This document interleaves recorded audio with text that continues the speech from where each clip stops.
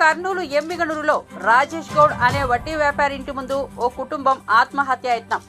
30 సెంట్లు స్థలం రిజిస్ట్రేషన్ చేసుకుని పైసా ఇవ్వకుండా మోసం చేశాడని ఆరోపణ. 20 రూపాయల వడ్డీతో 7 లక్షలు కట్టాలని రాజేష్ గౌడ్ బెదిరింపులు చేస్తున్నాడని ఆరోపణ. తమకు న్యాయం చేయాలని వడ్డీ వ్యాపారి ఇంటి ముందు పురుగుల మందు డబ్బాలతో బైఠాయించిన రంగన్న కుటుంబ సభ్యులు.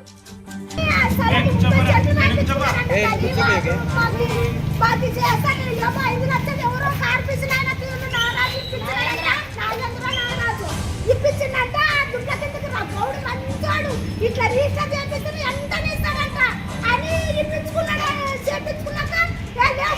చేయాలి పెట్టిండు. ఇప్పుడు రిజిస్టర్ చేపించుకున్న దానికి అది గుడి కంట్రోల్ దగ్గర తెచ్చిండు. ఇంట్లోకి వచ్చి పోతుంటా నేను వాటర్ వేసుకొని ఇంట్లో పండుకుంటుంటా. ఎన్నొద్దులంటే పండుకుంటా. నువ్వంటే మోసం చేసి రాసిచ్చినావు. 15 సెంట్లు 30 లక్షలు ఇస్తానని రాపించుకొని అసలు ఏది ఈట మీద ఫోన్ స్విచ్ ఆఫ్ చేసుకున్నాడు.